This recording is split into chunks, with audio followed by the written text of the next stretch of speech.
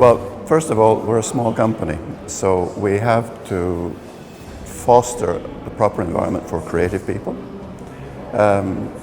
All of the people who work for Percival are not just developers, mainly technical people, but they're domain experts, so they understand the business quite well. So I don't suffer from the same kind of overheads in larger projects. It's if there's a bit of requirements or some information about some aspect of post-trade CSD operations, my developers already understand that. I don't have the typical kind of overhead in communication between technical people and business people, which, there's a lot of inefficiency for that in most software development enterprises in all walks of life. It's not just post-trade. And,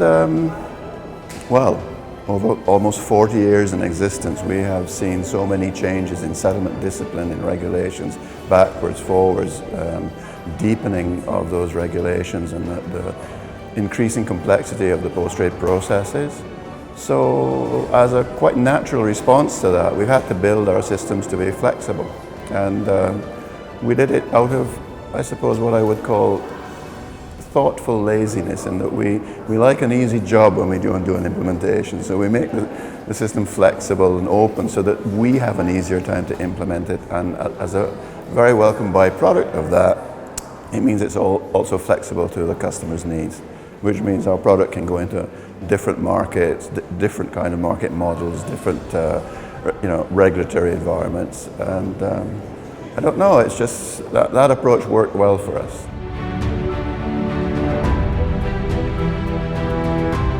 They're already indispensable.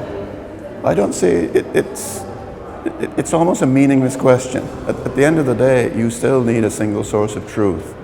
And decentralization certainly is not the answer, because someone will still want to see their entire portfolio in one place. How are you going to handle that with decentralization? And if your answer is going to be distributed ledger technology, fine. That works well in a trading environment. But for a data-centric application like a CSD, particularly for larger markets, I mean, at one extreme, you have countries like India. They started off with over 30 million investor accounts. It's probably at more like 40 or in excess of 40 million investor accounts now. Distributed ledger technology, please give me a break. No, not going to happen. So yes, we're still relevant in the future. I don't see that happening in my lifetime, that being changed.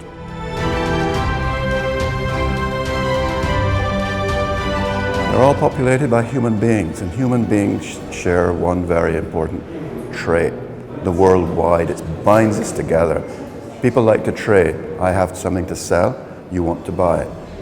That's the start of a conversation over hundreds of thousands of years of human existence that ended up today in more formalized markets.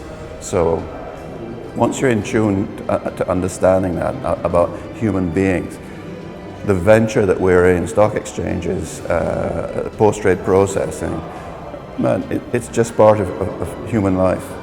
So yes, once you understand those, you build systems to suit. The things you want to do in Armenia are exactly the same things that the people living on Barbados want to do. Trade and settle those trades, receive money for stock that they've sold, and receive stock for money they've spent to purchase it. That's no different, it's the same everywhere in the world.